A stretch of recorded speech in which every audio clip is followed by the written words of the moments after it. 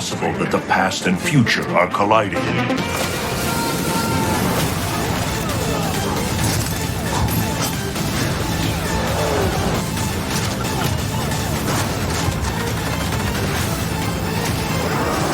the new era begin. Rated M for mature.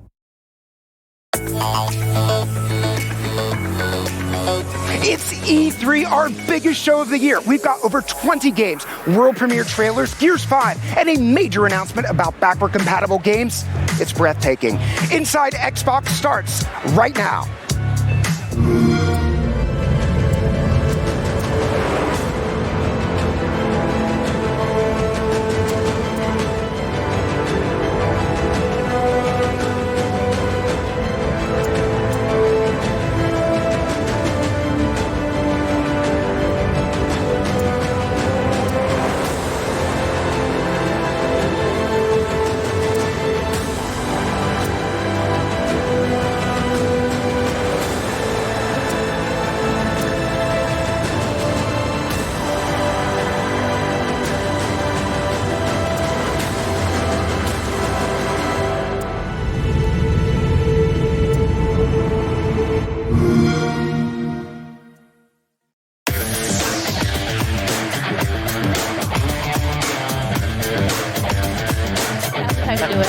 All right, hello and welcome to Inside Xbox. We're coming to you live from inside the Microsoft Theater here in Los Angeles, California for our biggest show of the year. That's right, it's E3!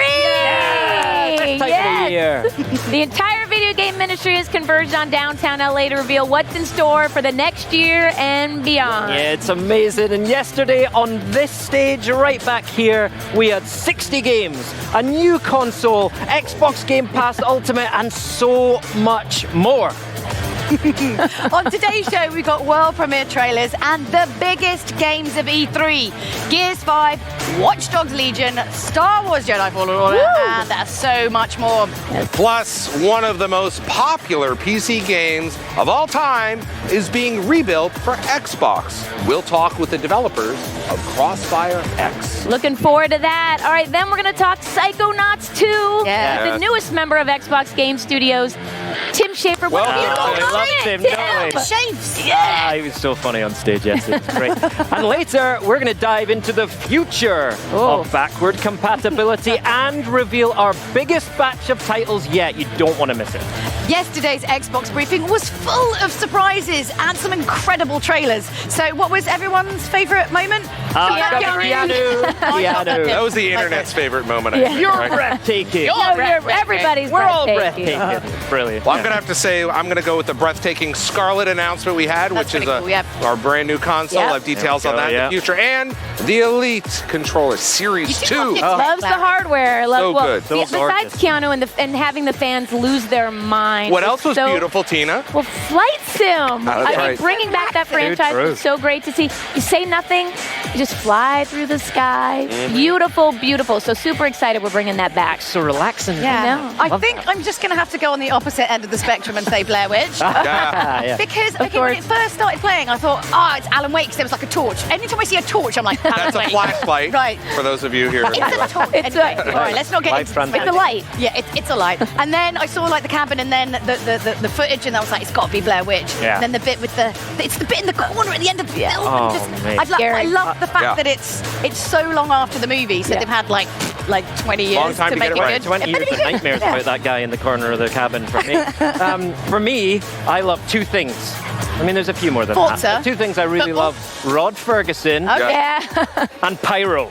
So when Rod came out to introduce Escape for Gears 5 and all the pyro went off and our hive under the stage was revealed, that was incredible for me. And we also got to see our first glimpse of the Escape game mode for Gears 5. Gears looks so good. Insane. Yeah. So that good. Was grand.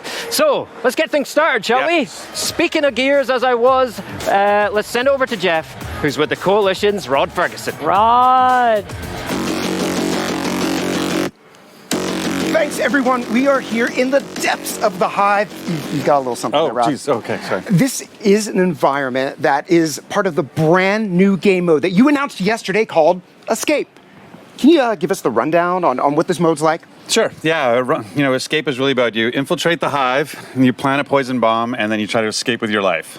And this is quite a bit different than the other modes that we've seen throughout the history of Gears. Yeah, it's a 3-player co-op mode. It's aggressive, and that really changes things. Usually Gears, you think taking cover, holding back, waiting for the enemy to come to you, and this is really about pushing through. You got that venom bomb, you got that poison chasing you out. You have to get to daylight. The only way through is through the monsters, so it's basically pushing forward. And you've got to make some tough decisions because you cannot just hunker down there. You've got to be aggressive. And that's something that I think different characters and different characters we've seen can play into that in different ways. Can you tell us about who we'll be playing with in Escape? Oh, sure. So there's 3 members of your squad. We have the Hive Busters, which we call them. There's Mac, Lonnie, and Keegan. And each of them, what's different about this is not just about what weapons you have. Each character has an innate ability, an innate and ultimate ability. So Keegan, he's our support character. He's able to put down a resupply and give ammo to his teammates. Mac is our tank. He's able to put up a barrier and eat a bunch of damage. And then Lonnie is our scout. She's the one out in the front. She's got an electro blade, and she can go and just press the attack. And so it's about how you coordinate together as a team and how you make those ultimate abilities overlap to make your way through the hive. And these folks have fully fleshed out stories as well in the comics, correct? Yeah, we wanted Escape to have its own we wanted to do world building around it and create the characters that, like if you saw a screenshot with Kate and JD and Dell, you go like, oh, it's just they take the campaign, goes into the hive. And so this we really want to be like, oh, this stands on its own. And once we created this identity with these Hive Busters, we really wanted to go deep on it. So we met up with Curtis Wiebe, who did the Rat Queens, also our Brahm Rises comic book. And so now we have a comic book story going into the backstories. So let's talk about replayability. You're not just going to escape once and you're done with it. You all are making a creative mode that's going to give tremendous replayability. Tell us about that. Yeah, so the hives are all built on tiles. And so one of the things when we started building these hives and clicking them together, we realized, we're doing it. The fans can do it. The players can do it. So we actually have a map builder that'll ship with the game, and they can make their own challenges for their friends and put it out there. They have to build it. They have to beat it first. You can't just build the hardest thing possible. Slide the sliders all the way to the right. Yeah. So you build your own hive, and then once you've played it and prove it can be beaten, and then you can put it out there for your friends or just for yourself. So this summer, it's all about Gears 5. Now, we're seeing Escape here at E3. That's just one of the pillars of a pretty expansive offering on Gears 5. Tell us about the rest of the summer and what we're going to see. Oh, yeah, there's lots. And what's great, too, for the first time ever, we brought E3 to the Microsoft stores. So there's a bunch of select Microsoft stores where they can play Escape right now. So it's super exciting about that. But yeah, all summer long, we want to talk about Escape now. But in July, we're talking about Versus, and we're doing our tech test where you get to go and play for the first time our multiplayer and play our new mode called Arcade. And then in July at Gamescom, we're going deep into Horde and talk about character abilities and how they affect Horde. And then in September, we're going right back to the campaign, and we're going to revisit Kate and her story. And Gears Pop as well. We saw a little bit about that. Yeah, kidding around with Rom, our little trailer. Yeah, so when we said pre-order soon, we meant really soon. You can pre-order now. So I've already done it. You should do it too. It very much is the summer of Gears. So Gears 5 set to launch September 10th. It'll be everywhere. Retail stores, Xbox Game Pass for console, Xbox Game Pass for PC, Steam, and if you're in as a Game Pass Ultimate member, you get it early. Right. So there's, in addition to that, a special bonus that caught a lot of people off guard yesterday. Tell us about it. Yeah, it's super exciting. So if you pre-order the game or you play the first week in Game Pass, then you'll get our Terminator character pack, Terminator Dark Fate character pack. So you'll get the T-800 and you get Sarah Connor, which is super exciting because Sarah Connor is so iconic, and she really represented the story that Kate goes through from the civilian to warrior, and this is what Kate's doing in the game. And so we felt it was a perfect match. When we saw that metal foot come down on the skull, I was like, no. All right, one last thing before you go. You announced a partnership with E-League for Gears 5 multiplayer recently. What's on the horizon? Oh, yeah, so that premieres this Friday. And so basically, we're following 6 different players and their journey into competitive gaming with Gears of War. And then that's going to culminate into a tournament where we get to see those 6 players and their teams compete. And so, yeah, there's going to be 6 weeks of episodes. And that's what I love about our esports content. It's more than just watching gameplay footage. It's really about who these players are, who the community is, who the fans are, and you really get to go deep on who, and really cheer for them. And that's why people watch esports, is for those personalities. Well, it's like the Olympics. When you don't, name for me like a triathlete, you can't. But when you have those biographies before the event, you really care, right? And that's what this is. You get to understand who the players are, and then you get to watch them compete, and that it means more. All right, and that's this Friday as it begins.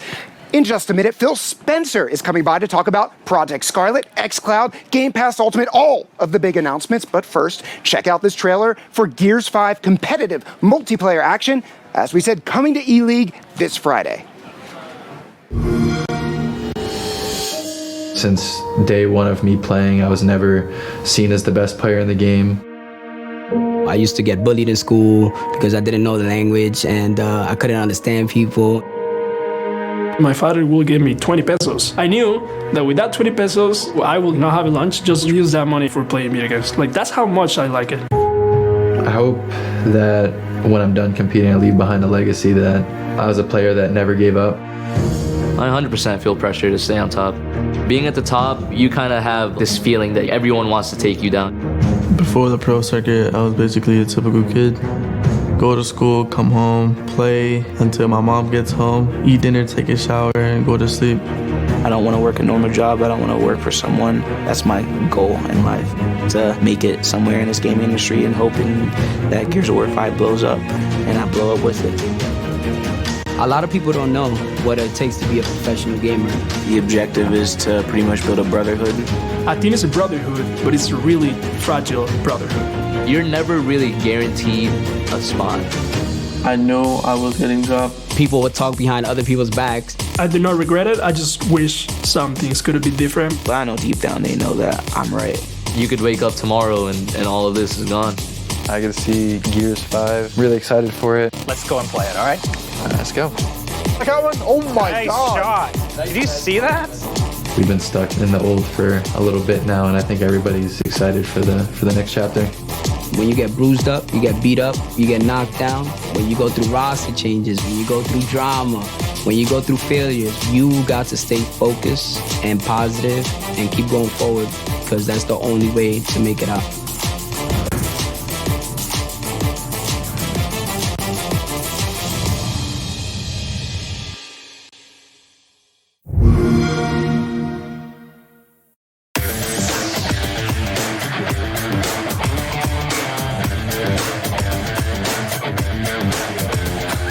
Yesterday's Xbox briefing. Stop trying to put me off, Phil. Had 14 titles from Xbox Game Studios, over 60 games total, a surprise Keanu appearance, a new console, the return of Master Chief, and so much more as well. And here to walk us through that staggering list, it's head of Xbox, Phil Spencer. How you feeling, Phil? Staggering Phil Spencer. Staggering Phil Spencer. Keanu was on our stage. How cool was that? I was just, how did it feel to be upstaged by Keanu? I was all good with that. No problem there. He was such a sport. I thought it was great talking to him before, and I told him that gamers, Xbox fans, it's going to be more passion than maybe you find coming out for like a movie or something else. And talking to him afterwards, he was blown away, which is awesome. He's a total dude. Now, someone else who's a total dude who was on stage is Tim Schafer. Talk to us about Tim and Double Fine Productions and what that means to add them to Xbox Game Studios. Yeah, you know, we've worked with Tim since back in the original Xbox days on the first Psychonauts. He did some great Xbox games through the years. As we're looking for great teams with a track record of creating really creative, differentiated talent, we approached Tim about options for him and his studios. He's moving forward. Been talking to him for months, and it was great to be able to announce where we are with Double Fine, and they'll be joining Xbox Game Studios. Thought Tim was fantastic on stage. So funny. He is hilarious. If people haven't watched the videos that they put up, but no, I'm really excited to just see with the kind of the financial stability that we can offer, the creative freedom that we can offer, what that studio is going to do. They obviously have Psychonauts 2, and they're going to go finish that. But I think the future for them and us is going to be great. Good. I trust you're connecting Tim with the Excel team as well. Can't wait to see what they've got there. But yesterday was a really big day for Xbox Game Pass as well. So we launched Xbox Game Pass Ultimate. Xbox Game Pass for PC entered the game as well. Yeah. What's it been like to watch that idea grow from just that, an idea, to something that is so powerful now? Yeah, 2 years ago. 2 years ago here, well, over at the Galen, but 2 years ago is where we announced that. We broke a record yesterday in terms of number of people signing up for Game Pass, which was just awesome to see. Obviously bringing it to PC for the first time with over 100 games on PC, having Sarah come out and talk about Ultimate, you get Xbox Live Gold, you get Game Pass for console, Xbox Game Pass for PC, seeing a tremendous uptake in people signing up to that, but also 34 games on our stage that are premiering into Xbox Game Pass. teams are really seeing the power of being in an at-scale subscription for their game launching and reaching as many players as possible. We're seeing some really great, I'm playing a lot of Outer Wilds right now, really fun game, but an awesome way to discover your next favorite game when you're a part of the subscription and so many games are coming in every month. It's really great. Awesome. I'm delighted that Football Manager is in Game Pass for PC as well. That's going to kick my addiction off again. Now, you also and the team... We don't call it addiction. No, okay. My love. My love. When you and the team also introduced the world to Project Scarlet yesterday as well, you talked about your commitment to compatibility. Can you tell us more about what that means? You know, we stood on stage at E3 a few years ago and talked about Xbox 360 games coming to Xbox One. Then a couple years later, we talked about original Xbox games coming to Xbox One. So really, when I look at my Xbox One today, it's probably the most compatible console I've ever had. So we thought about our design for Project Scarlet. We definitely wanted to make sure that we were compatible across all the generations, not just with the games, but the accessories. Obviously, Xbox Live will continue, and you are who you are across the whole ecosystem, which creates, for us, it's really us respecting the purchases that our gamers have made on our platform. You know, some of these games people bought a decade ago in our digital ecosystem. You're going to turn on Project Scarlet and the entitlement's going to be there. You can go download the game and play. And as you know, gaming goes from really all physical to both a combination of physical and digital, I think us respecting the purchases that people have made at no charge, allowing them to be able to continue to play their games.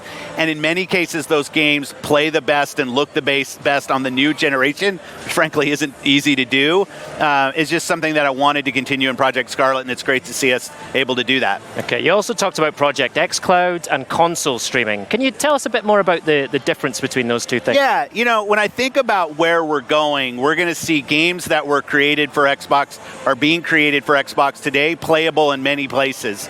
We're really focusing first on what it means to play these games on your phone. So when we thought about how can we get as many people playing on a phone as possible, Project xCloud is us putting Xboxes in our data centers and allowing people to access those. But we scratch our head and say, wait a minute, we have tens of millions of people who already have an Xbox One at home. What if they could turn their local Xbox into their own version of xCloud so they can stream out of their home? So we have two things coming this October. We've got our data centers with the blades in there, with the Xboxes in our data centers, so you can access Xboxes that we have and able to play games from there. Or if you already have an Xbox One or you're buying one this holiday, you're going to be able to turn that into a server that you can access on your phone from wherever you go. That no charge for that, and both of those things are launching this October. Fantastic. Or previewing. I am going to be clear on this because we're here at our first public preview of xCloud now, and we're seeing people playing Xbox games on Just their right phone, over there, right over there, Yep. and getting tremendous reaction. But one of the things I've learned this generation is we should always be listening to what our customers want. I'm not one that's going to tell them what they want or tell them what they should be doing. This is really about us putting options and choice in the hands of our customers and listening to the reaction that they have. So we're spending a lot of time over there watching and listening to the thousands of gamers here that are going to get their hands on. And when we launch our preview in October, it'll be the same way. Like, I'm not claiming that everything that we figured out every answer to every question, but I do know that me able to stay to my connected with my Xbox Live community and my games wherever I go is going to unlock more opportunity. All right. Now, E3, we know it's a huge moment for video games, but we did another event last year, which personally I absolutely loved, XO 18 down in Mexico City, an incredible experience. That's awesome. And I know it's a big deal to you, these XO events, right? Do you have, perhaps, any news for us about what we can expect from XO in the future? Yeah, I get sometimes accused I'm a little corny on some of the nostalgia around Xbox. And when us and the team were thinking about last year and bringing back XO, some of us remember we used to have XO. And this XO 18, as you said, in Mexico City, was so special with the fans. Absolutely doing XO 19. We're doing it this November. We're going to hold it in London, which will be incredible. Hey! We have XO 19 in London. I think it'll be great. We know we have such just a huge, passionate fan base in the UK. I used to live in London, so I have friends there. So it'll be fun going back. We have 3 studios in the UK too, so it's really interesting now to think about our local creators that are there. So I'm really looking forward to XO 19 this November in London. I think we're going to have a great time. That is amazing news, and I'm from the UK myself, so I know that the UK Xbox community are going to be absolutely over the moon about this, and can't wait to hear more about it and be out there for XO. to come. I think we're going to give some more details and make sure that everybody knows how to get signed up, knows how to get there. So, all right. So just to wrap up, Phil, personal highlight for you yesterday? This is a little bit just for me. Yesterday, my 2 daughters were here at E3 for the first time. They used to, they're watching on TV. I was able to get them here and come and see the show, see Dad on stage. To them, I'm just Dad. Yeah. But, and I think about the connection to the fans and the community that so many of us have. Some of my really good friends are here, and I see them at FanFest every year. And being able to have my 2 daughters here, and that whole connection was great. Obviously, love the games, love everything that we're going to go do. But I think for me, E3 is as much about the business and the strategy and all of that as it is just as a community of creators and gamers coming together here in one place and really celebrating our love of this art form. And it was special to me to be able to have my my family here with me, which was awesome. That's a great story. Hey, congratulations on a great briefing. Thanks for stopping by and being with us, Phil. Really appreciate it. Okay, in just a few minutes, we've got Ninja Theory coming to the stage with our brand new title, Bleeding Edge. But first, we've got to do something that is very E3. We're going to drop a world premiere exclusive trailer. So get ready for more Souls-like action, a new city to explore, and a ton of new gear to cut off your enemies and slap on your body. Woo. This is The Surge 2.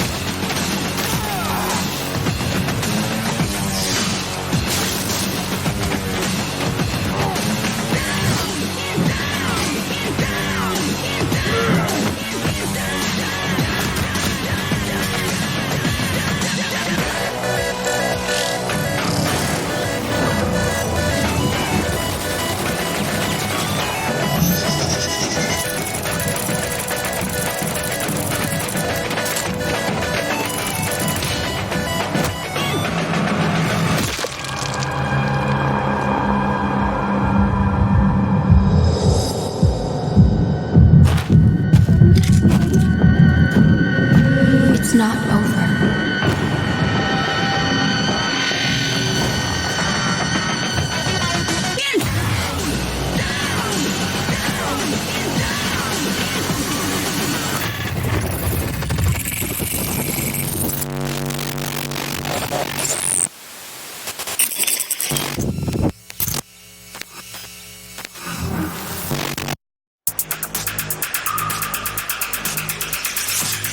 If you haven't had the chance to play the first Surge, you're in luck. It's available right now to download on Xbox Game Pass, along with other titles we just announced. Batman Arkham Knight, Metro Exodus, Hollow Knight, and Borderlands The Handsome Collection with the brand new DLC. So good. You can sign up for Xbox Game Pass Ultimate today and get access to over 100 games for your Xbox One. All the benefits of Xbox Live Gold, as well as the just announced Xbox Game Pass for PC. Right now, PC is in open beta, and once the full launch drops in August, you'll have over 100 games there too. It's kind of a ridiculous deal, you know, console, PC, Gold, all together for just $14.99 a month, and the first month is only $1.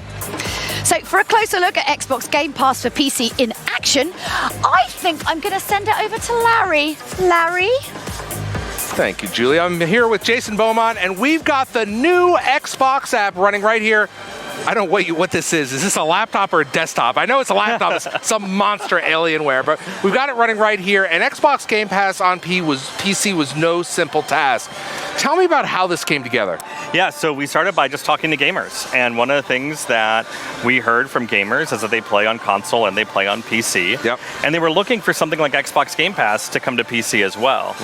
Once we heard that, we started building the product. And we worked with over 75 partners to bring their games into the subscription. These include people like Bethesda, Paradox, Deep Silver, Sega, Devolver Digital. And we built a lot of platform features for them, like Win32 support in the store, mods, anti-cheat, to make sure their great games looked great in our systems. All right, so you've got the framework all set up, and the way you're going to discover and download all of these new games is through this new Xbox app, right? That's correct. This is the new Xbox app, available yesterday. It launched yesterday into beta. Maybe even earlier. Maybe even earlier. That's right.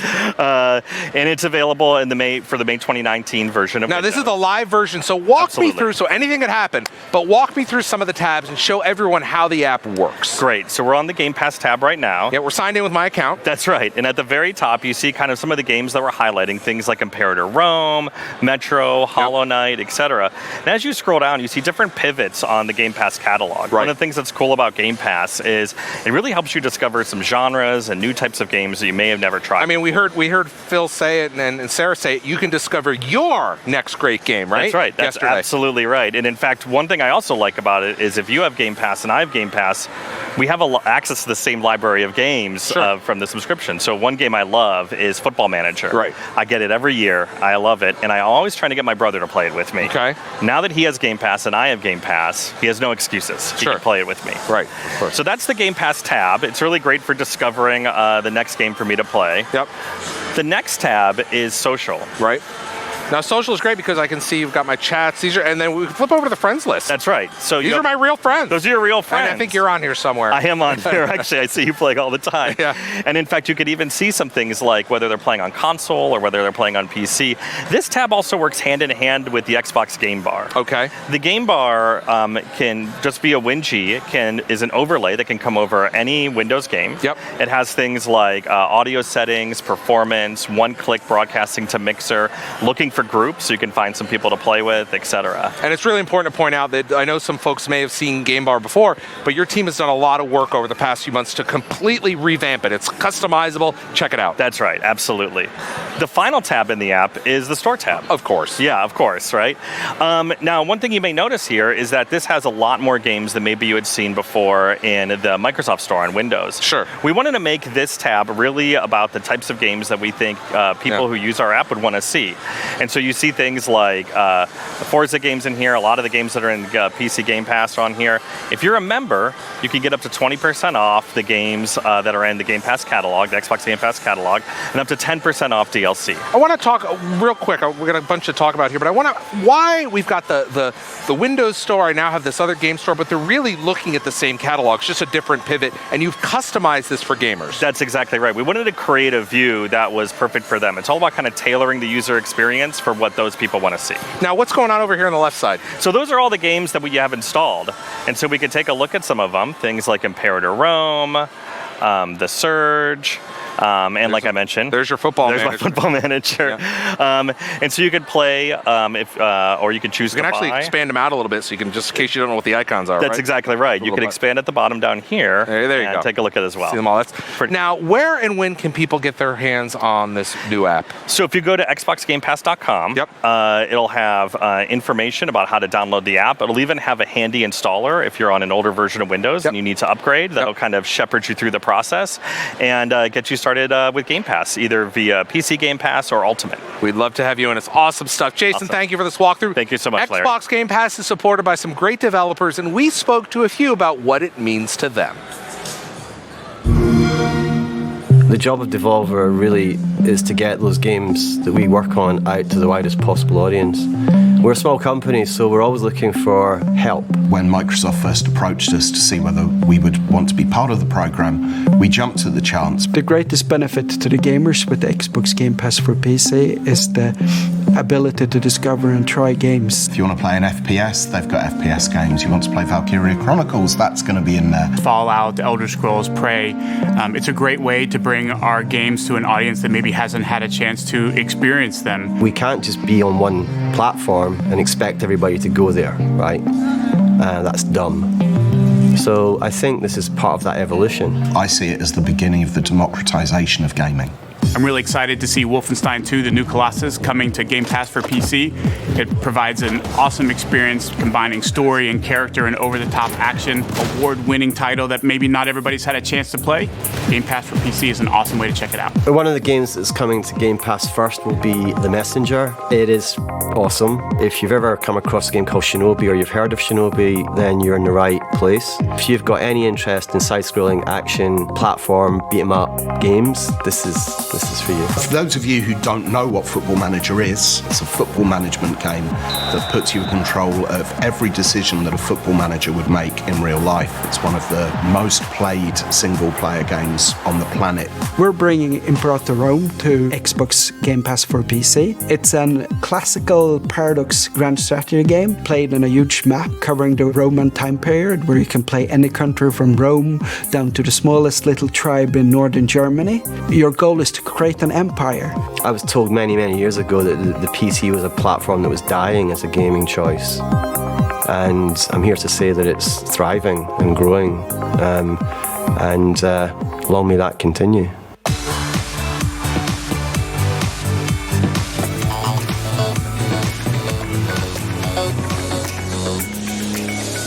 You know and love Ninja Theory for their intense story-driven adventures like Enslaved, DMC and Hellblade.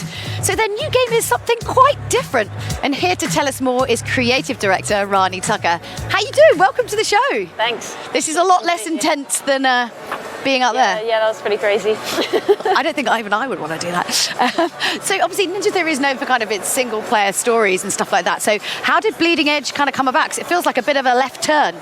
Yeah, I mean, I think Ninja Theory's always had some combat DNA, you know, like Kung Fu Chaos, Heavenly Sword. That's the game I saw that made me want to work there in the first place. And obviously with DMC. And it just felt like, to me, after DMC, to me when I made Hellblade, which is very story, character, experience focused, and that totally suits him, he's awesome at that. But for me personally, I'm way more interested in the combat, gameplay, the touch and feel, so that's the direction that I wanted to go in. And at home, I like to play kind of multiplayer competitive games, so it was just kind of the thing I like to make, the thing I like to play. And then they let you do it. Brilliant.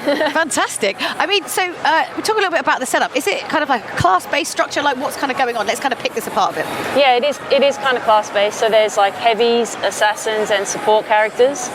And there's also a mix of ranged and melee classes as well.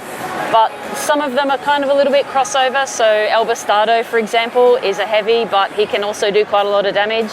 And Kulev is a support, but he can also lean a little bit into damage. So you can kind of lean a little bit with. It's not so exact. Yeah, I mean every fighter is so unique anyway. But yeah, we kind of split them into like architectural classes just so people can kind of get an idea what they're going to be doing. Yeah, no one wants to read a whole bunch of text at the start. Like, what does this guy do? Okay.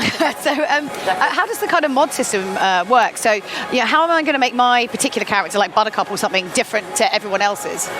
Yeah, so there's mods in the game. Each character comes equipped with 3 mods, and then as you play, you earn more mods, and then you can replace what's there by default with different stuff that you unlock.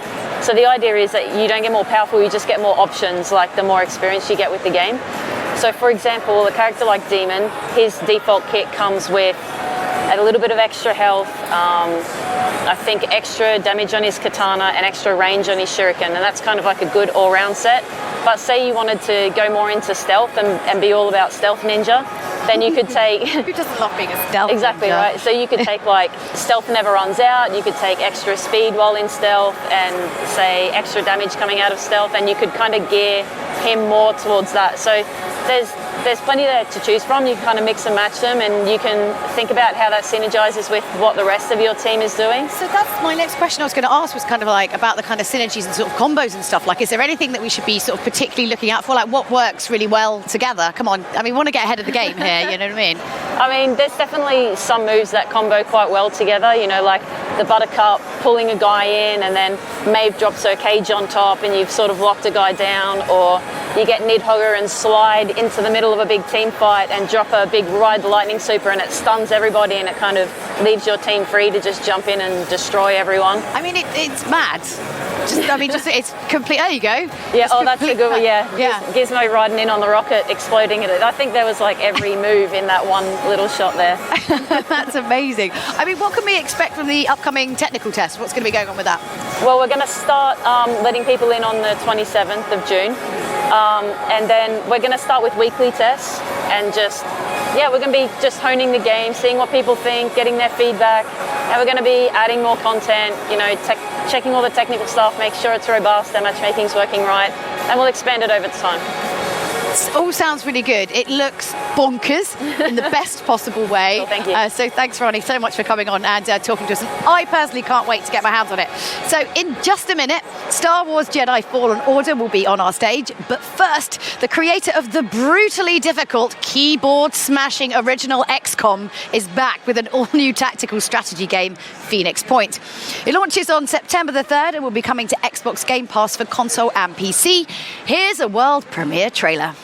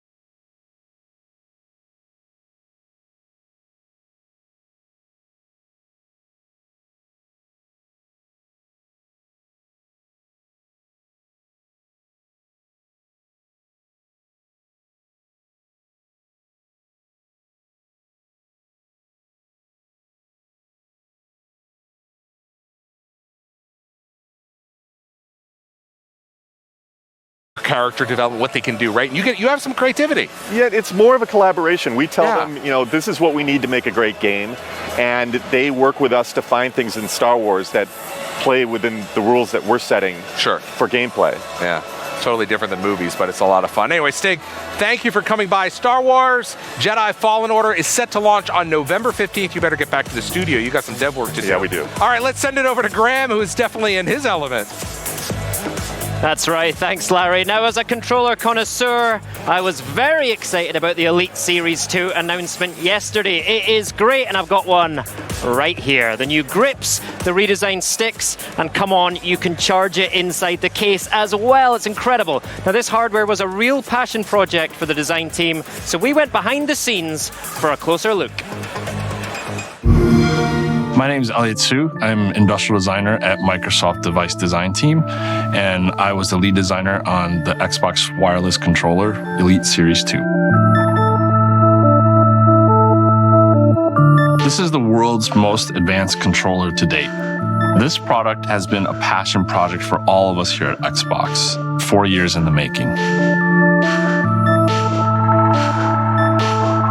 So we interview some of our most passionate gamers, as well as doing thousands and thousands of hours of play testing in order to understand what are the right features, what are the things that our most devoted fans respond to, and what are the things that they want from a controller. The Elite Series 2 has been completely re-engineered from the inside out with improvements to all mechanics, all functionality, better bumper durability, better grip durability. One of the most critical features is the new adjustable tension thumbstick.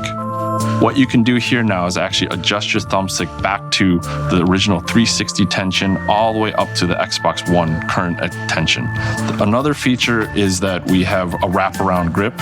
So on the Elite 1, we have it only on the lobes here. On this one, we've wrapped it completely around that allows people with different hand grips and playing styles to have grip across the entire controller.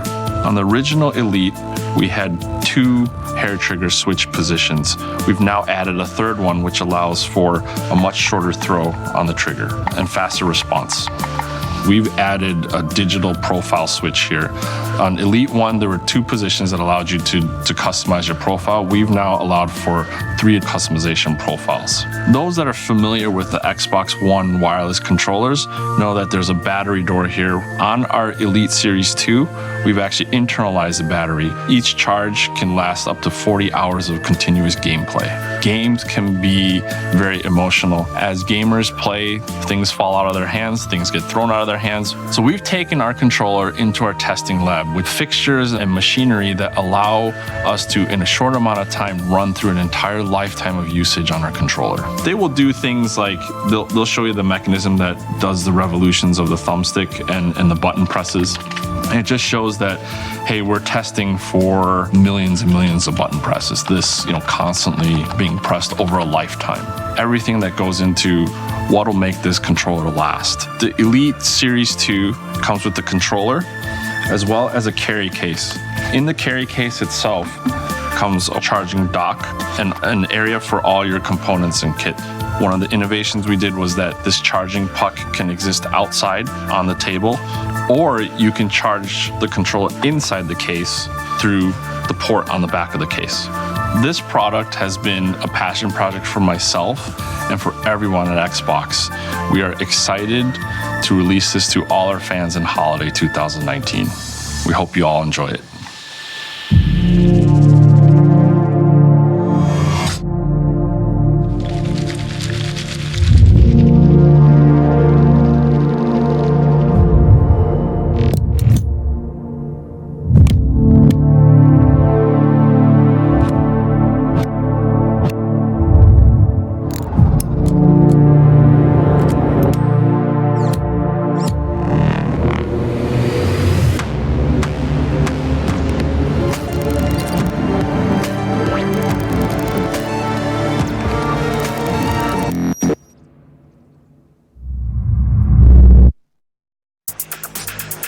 How good is that? See all the amazing work that goes into a controller, as wonderful as this thing. Hands down the best controller I have ever used. Now the Xbox Elite Controller Series 2 is already available to pre-order in 25 countries, so go to xbox.com to reserve yours and head over to the Xbox Twitter account where you can have a chance to win one when it launches. So get over there right now and you'll be in with a chance. Now, let's send it over to Julia, who's standing by with a new game that was announced only hours ago at Ubisoft's live event. Yes, Watch Dogs Legion moves the series to a city I'm quite familiar with and has a wild gameplay mechanic I don't think I've seen before. There's no main playable character, and that's because every person you encounter is playable. Wow. Here to tell us more is lead producer Sean Crooks. So that's crazy for starters. Let's get on. Let's just say that right now. So tell us a little bit about the story of kind of Watch Dogs Legion. Like, how did well, first of all, tell us a bit about the story, but also tell us how this kind of no NPCs sort of thing came about. So basically, if you look at the history of the Watch Dogs franchise, we always had the profiler. Of course, yeah. Yeah, always kind of looked into people's lives. But this time around, we said, what if that was real? Completely real. Everyone was simulated. You could follow them around. If they had a job, they would go there. And we explored that idea.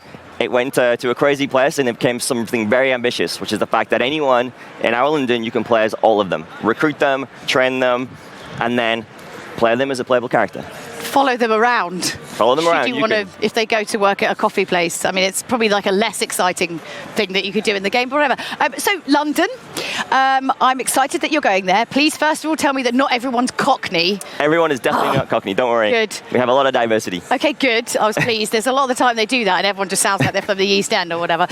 So what made you decide to come to the best city in the world? The best city. Well, London is one of the most surveilled cities in the world too, right? Yeah, but it has there is that. There is that, and it's obviously strong for the Watch Dogs brand. It's a very diverse cultural city, and it has some amazing architecture. The contrast between history and modern makes it an amazing playground for us to parkour, to set a story like Watch Dogs Legion.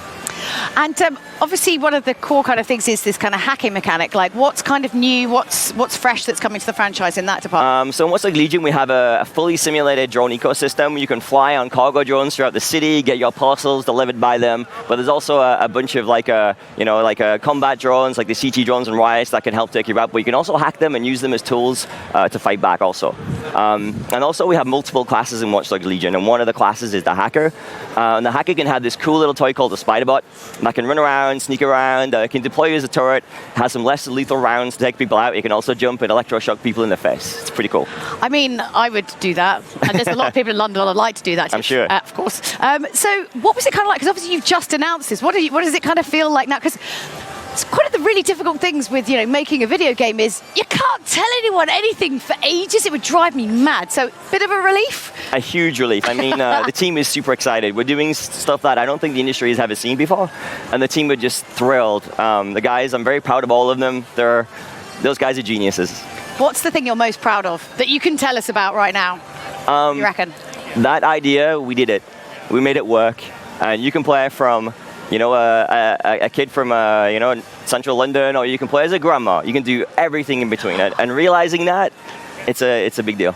I reckon playing as a grandma's a really smart idea because it'd be the person everyone least expects to be up to mischief. Yeah, exactly. She is incognito. So when can we get our hands on the game? That's the most important thing. I know you've literally just announced it like 2 minutes ago, but yes. when can I have it? So Watch Dogs Legion is out on March 6, 2020. So soon. So soon. So very Grandma soon. is coming very soon. Hacking Grandma. That's it. Will be here soon. So Sean, thank you so much. Thank you very much for having me. Congratulations. Thanks and we a look lot. forward to seeing more. So, and in other news from Britain, not going there, it was announced yesterday that Forza Horizon 4 and the world of Lego are colliding very soon. Let's send it over to Graham, who's in front of a car that probably isn't street legal, although it should be. It might be easy to steal, but quite slowly.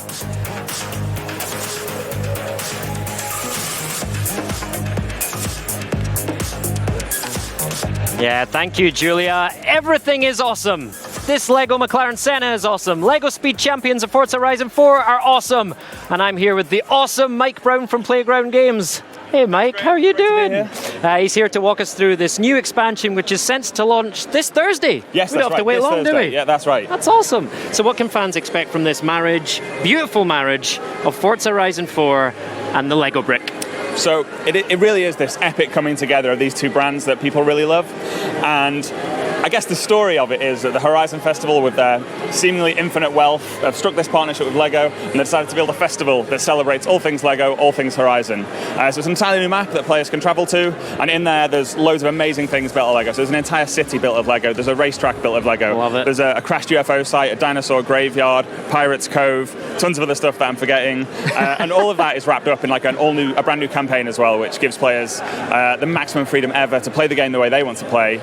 It really is a pack filled with content. Mate, this is right up my street. But you talked about the campaign there. I want to ask about that. This is the Lego Brick Challenges, That's right? Yes, Tell Brick us Challenges. how they work. Yeah, so Brick Challenges are over 250 individual challenges that players can complete and earn progress in the game. Every time you complete a challenge, you earn some bricks. Some of them are really simple. It's just like visit a certain area of the map or complete a certain race. Some of them are much more complicated. So it might say smash a load of sandcastles on the beach in a 1967 Corvette Stingray, Nice. or it'll have you careening from one side of the map to the other in an 80s Audi. So there's really great variety in there. You complete those, you earn bricks, and you use those bricks to expand your Lego house or build the Lego Speed Champions cars. Love that. Now, you name-checked a couple of cars in there, but we've got an amazing Lego car behind us, and we've got to have some Lego cars in the expansion, right? Of course we do. So this Thursday, there'll be 3 Lego Speed Champions cars in the pack. Nice. There's the Lego McLaren Senna, there's the Ferrari F40 Competizione, and there is the 1967 Mini Cooper S Rally.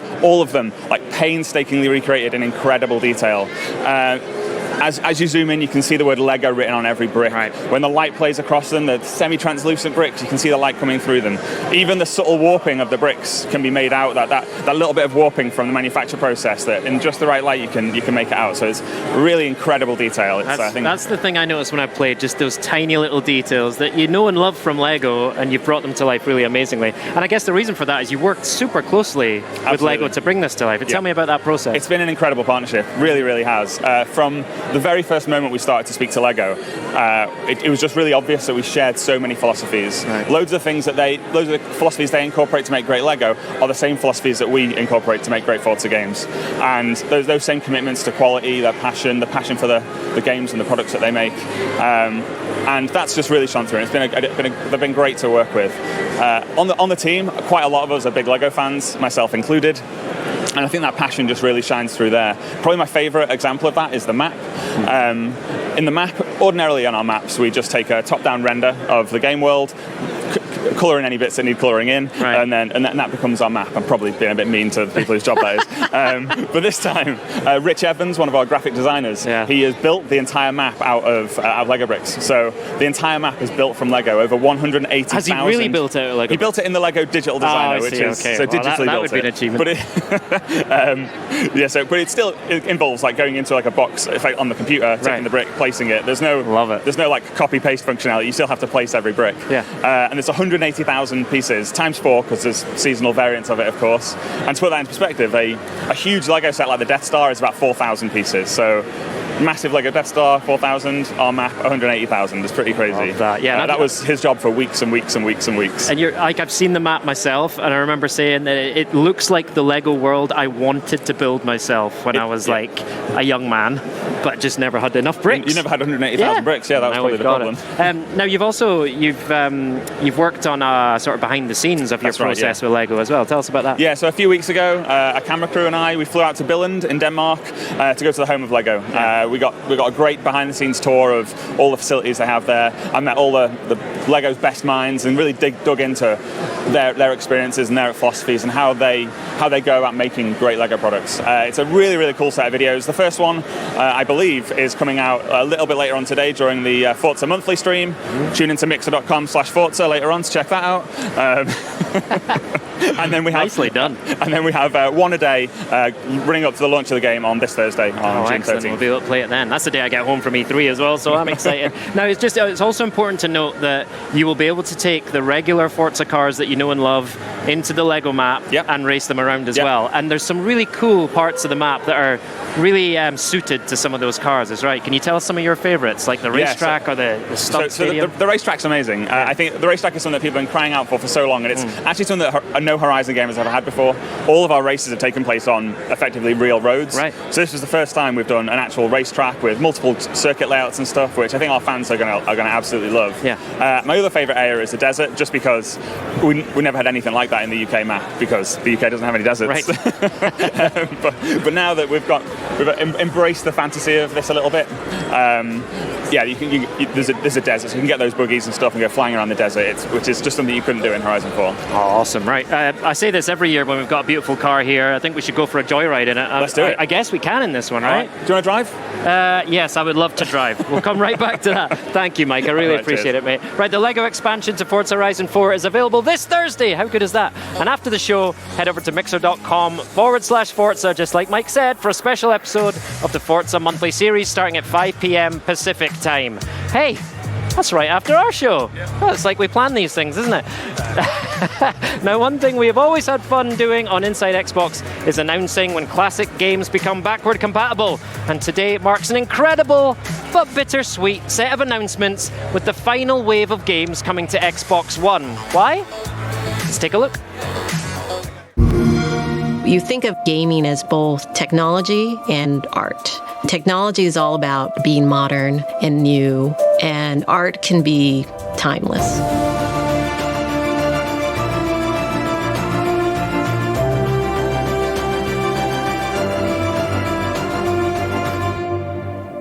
Last year, the team decided to tackle a feature that has been consistently at the top of your request list. And while we weren't sure it was possible, today, I'm pleased to announce Xbox One backward compatibility. The passion of our community and our fan base is awesome. We're really committed to delighting our fans all over the world. It was a very ambitious goal. We didn't know if everything was going to work. We have to make the Xbox One operate just as if it was an Xbox 360. The architecture is wildly different. This is an Xbox One console. The same type of components, but it's much more powerful, it's faster, higher resolution. The game itself doesn't know that it's actually running on a different piece of hardware. And it's better than you've ever seen before. Better from a graphical standpoint, better from a frame rate standpoint, better from an input latency standpoint, just a better experience all up. Everyone in the team is just passionate about the product we're delivering. They could do any job they want, but they choose to be here. I don't think I've ever seen people who love their jobs that much. Look, if it was easy, everybody would be doing it. We've got over 600 titles in the backward compatibility catalog, but we're kind of moving on to a new part of the story. We're heading into a new generation of Xbox, Scarlet. The goal of the team is to make every single game that you play on Xbox One today work on the Scarlet device. Ensuring every game that runs on Xbox One is going to run incredibly well on Scarlet takes a ton of commitment and time. Teams. The team is dedicated. We are ramping up our test facilities so that we can hit the ground running and make sure that stuff works. And these games are going with you to the next Xbox and the evolution of what that means. With the Scarlet generation, we have significantly more power than we've ever had before. We're all about making what you remember work with the things that you have today or tomorrow.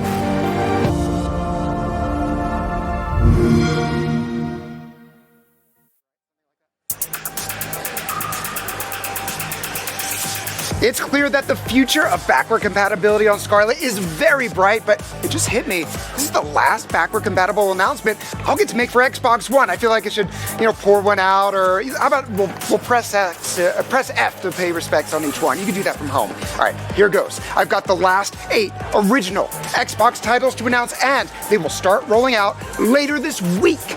Okay, 2 from LucasArts, Armed and Dangerous, and Indiana Jones and the Emperor's Tomb. Also on the way, Sphinx and the Cursed Mummy.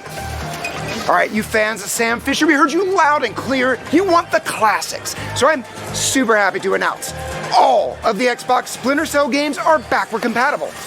The original classic, Pandora Tomorrow, and Chaos Theory, and as an added bonus, the original Xbox version of Double Agent, which, I will remind you, it's not the same game as the 360 version. And finally, we are going to bring Unreal Championship 2, the Leandri Conflict, to backward compatibility. Now let's send it over to Larry for our last batch of 360 titles. Press F. I'm pressing F, Jeffrey. All right, F as in 15 games, some of our most requested titles, and they just snuck in under the wire. All of these Xbox 360 titles will become backward compatibility this week. The planet-smashing, over-the-top Azura's Wrath, Battlefield 2 Modern Combat, From Software Strategy RPG Enchanted Arms, the Ninja Theory Classic Enslaved Odyssey to the West, Far Cry Classic and Far Cry Instincts Predator, the Square Enix RPG Infinite Undiscovery, that launch title we all played for the 1,000 gamer score, Peter Jackson's King Kong, the official game of the movie. Like puzzles? How about Prince of Persia, The Forgotten Sands? Skate from EA. Star Ocean, The Last Hope. Super Puzzle Fighter 2 Turbo. The cult classic Syndicate reboot from Starbreeze. And here's one I bet you never thought would happen. Too Human. And best of all, it's available for free. We're giving that one away. Finally, the last 360 title we're making backward compatible, Unreal Tournament 3, because you gotta have the whole series, right? All right, now let's send it over to Julia for our final announcement. Question. Do you like games by Rare? If so, you're about to be very, very happy because 8 classic games from the studio are now enhanced for Xbox One X. This means that these titles will be in gloriously sexy 4K and the best that they've ever looked. So there's going to be Banjo-Kazooie, Banjo-Tooie, and Banjo-Kazooie Nuts and Bolts, all 3 console Banjo games. We've also got the Xbox 360 launch title Cameo Elements of Power, a Joanna Dark double feature, that's Perfect Dark and Perfect Dark Zero, and finally both Viva Pinata games, the original and the sequel Trouble in Paradise. All 8 of these Rare classics are enhanced for Xbox One X right now. The Backward Compatible program was a huge success thanks to the community and all of your feedback. The team is hard at work on the future with Project Scarlet. Since we just enhanced 8 Xbox games from old school Rare, let's check out what present day Rare is up to now. Sea of Thieves just celebrated their first anniversary with a major update, and the game just keeps on getting better and better with loads of new content, such as the Arena, Tall Tales, the Hunter's Call, and so much more.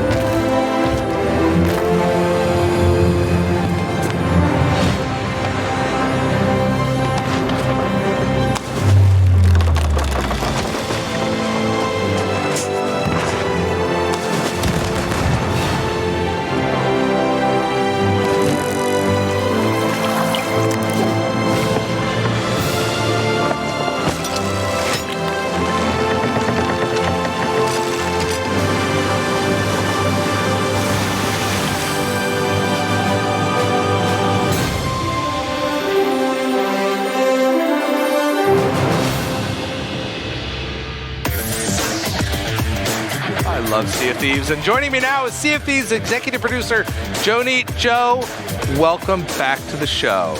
Now, a little over a year ago, you launched, and it's been an amazing year, but the game keeps evolving, it keeps changing, and what has that been experience like? incredible. Like, it's been an amazing adventure for us as a team, as a studio, to kind of go on this journey with our players and growing and adding and just, all of the different things we've added over the last year, and then culminating in the anniversary update, which has just kind of brought so much new to Sea of Thieves and has had such a great impact with our players in terms of just kind of numbers and sentiment and excitement. It's been amazing. I mean, I know people that play this game because it's in Game Pass. If you have Game Pass, check it out. That just go into it and they're just smiling and they're having fun. You guys have just brought some of that whimsical, so much whimsy to it. The music, everything about it's just fun. Yeah, and I think that's rare. That's Sea of Thieves. Yeah, that's what I'm saying. It's pure rare, isn't it? It's like distilled down. Tell us about the future. What's going on? So, well, we're really here, like. We've just had this massive update with Anniversary and all the kind of stuff that we've added. And so now you've got the arena, you've got adventure, which are kind of two parts of this game now. So, for the last year, we've been growing the adventure part of the world. But now that's had Tall Tales added to it. So we've now got this kind of method of delivering really cool, crafted story and lore into it. And then we've got the arena, which is now a platform for kind of competitive gaming in Sea of Thieves. And, that's really just the start. And we just did actually, like a little bit earlier, we did our first kind of Mixer Invitational, which was a kind of 3-hour stream. My crew won, by the way, boom. But it was so good. Like, when you get that really high level of competition between really skilled crews, it is intense. It's really great to watch. So it's all about now, how do we keep growing and how do we keep kind of building on what we've got there? Right. Now, I have to say, I am a huge Sea of Thieves fan, and when our producer said you're going to have this segment, I said, whoa, what are they talking about? They said, there's a surprise. You're bringing something for the community. We don't want to say what it is. There is. I have not even been told what your special gift is to the community. Yeah. So you at home, everyone's going to take a look, and we're going to see it together. Here we go. Cool.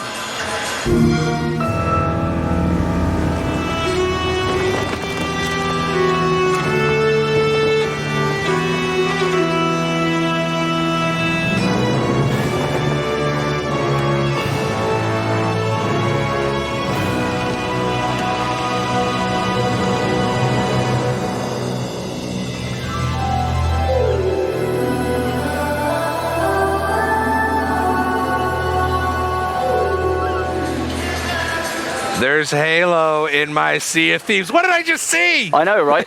So we've partnered with the Halo team. They've been amazing to work with. Even that music there was Robin Beanland, Ivor Novello winning Robin Beanland, that did a kind of version of the Halo music himself in a Sea of Thieves style. But, can I just do one thing? Yes. Robin? Yes. I want that as a shanty. Okay, that's all I'm going to do. All right, go ahead. Yeah, but they've been great to work with. They loved the music when they first heard it and stuff. Like, they really loved the spirit that we kind of captured of it, but in our style.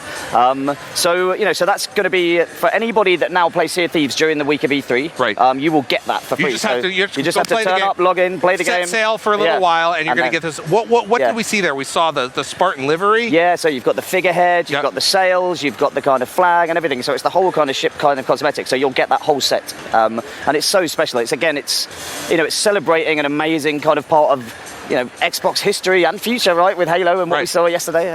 But it's done in our style. It fits into our world, and it's so special. So am I going to see some Thieves and Halo Infinite? Not an announcement. Not an announcement. I just want to be very clear. It's not an announcement. Indeed. Do you have anything else you want to share about Sea of Thieves? Yeah. So congratulations. So with everything that we've added as part of Anniversary, it's had a huge impact. And so we wanted to share a couple of numbers actually just around the success of Sea of Thieves. Go ahead. So far with Sea of Thieves, we've had like 8.4 million players so far have played Sea of Thieves since launch, which is huge. Right, it's a new IP, brand new. Like all those players. Congratulations. Whether it's they bought the game or came by Game Pass, so amazing kind of numbers. And since Anniversary launched, we've had over 2 million people played just since Anniversary alone. Wow. Yeah. So, and it's kind of our third highest month, I think, in terms of like monthly active users since the launch kind of couple of months. So, like, huge momentum, huge excitement. TLDR, people love the game. Yeah, and it's never been a better time to come in and play Sea of Thieves, especially if you go and get the Halo cosmetics this week, right? That is, congratulations. Next time you come on, I want to have a number for how many bananas have been eaten. Yes, lots. All right. Joe, thank you so much. Thanks for coming by. Now, remember to log in today through June 15th to get that special Halo gift absolutely free. All right, Age of Wonders Planetfall is a new 4X strategy game from Paradox Interactive and Triumph Studios, and it's set to launch on console and PC on August 6th. We've got an exclusive new trailer that introduces one of the game's factions for the first time, the Assembly. basically they saw the movie RoboCop just one too many times and took it for gospel. Check it out. Triumph Studios and Paradox bring you the tactical, turn-based combat and in-depth empire-building game, Age of Wonders: Planetfall. At a distant planet, the next generation of bionic soldiers were being produced. But during the collapse of the Empire, facing extermination, a new race emerged: the Assembly. Now the Assembly looks at each world with one thought in mind: how to turn its inhabitants into organ donors for their growing empire.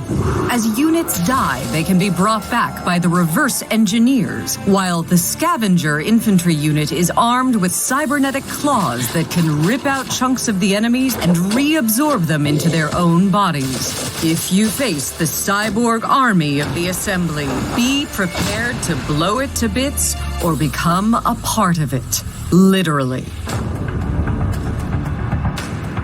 I guess I have to be the one to tell you. You're dead.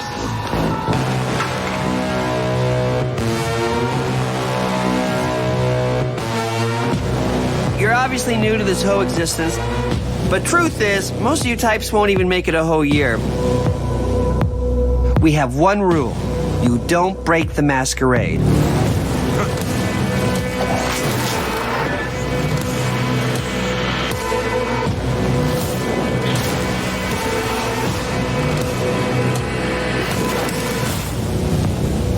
The city.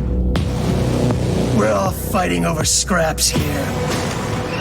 Welcome to the first day of the rest of your death. Having fun yet?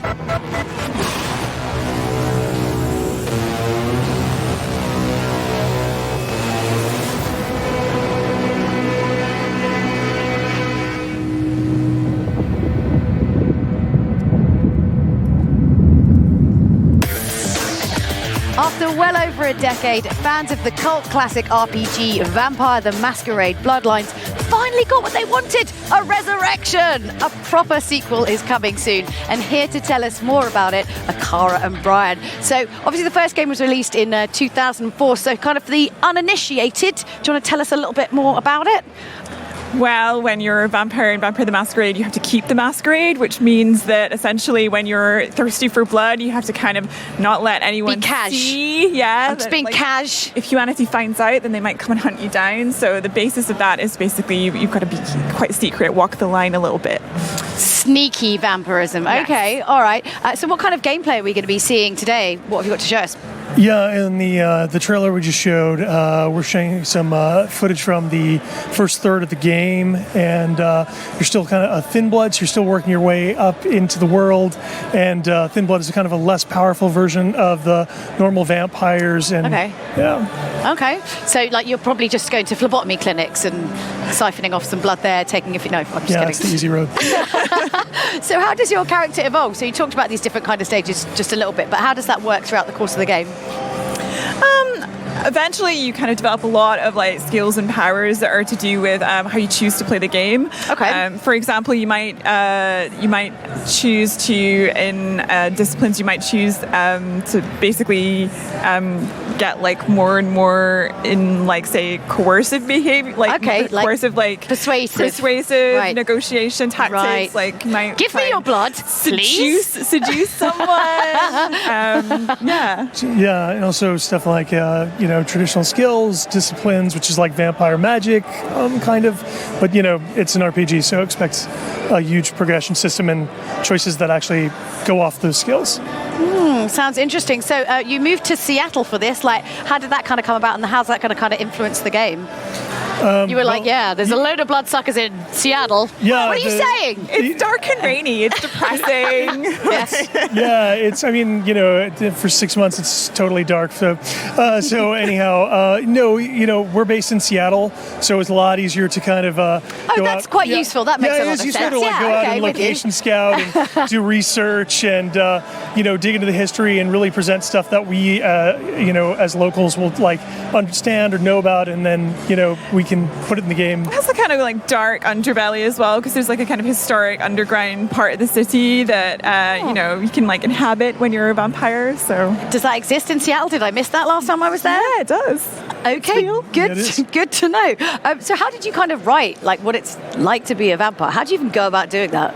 You just stay indoors in the dark and I mean, don't that's go kind of outside. what I do anyway. I feel like I should have helped. And then you drink blood, obviously. Less of that these So days, you- trying to, keep that down, keep trim. Yeah, okay. Yeah. Some scheming once in a while. Scheming, manipulating. I do love some scheming and manipulating, though. That's good. I mean, it looks great, though. Look at this. Fantastic. What are we seeing here? You're seeing a bit of the combat here. So, yeah, you can use some skills that can be like use bats on people. That's Yes, loving fantastic. that. You can essentially you go a little bit of telekinesis going. So nice, like mix of different kind of become vapor and go through vents, air vents. Ooh, I've always wanted to become vapor. Yeah, I don't know. It's just always appealed to me. Brian, obviously coming back to the game, what's that kind of like after sort of such a long period of time? Does it feel like a homecoming? It actually, I mean, it was pretty natural just getting back into it. It was just like, well, the best thing about the setting is that you can just take it to any city, a number of characters, and there's just tons of stories you can write with the setting. I mean, it's all about what you do with it. So we've got, this story is set in Seattle, but it could be set anywhere. Yeah, and we've got like a kind of modern Seattle to pull from. So, there's a lot of like issues going on in the city to do with like old Seattle versus new Seattle that we kind of weave in there. So it's like a really nice conflict to look at. Cool. Okay. Well, look, thank you so much to you guys. Thank you so much, Brian and Cara, for coming and joining with us and showing us a little bit of that. I mean, we never have enough time. There's so many games going on at the moment. It's ridiculous. Anyway, let's send it back over to the stage as one of the most popular PC games of all time is coming exclusively to Xbox. And we've, of course, got all the details.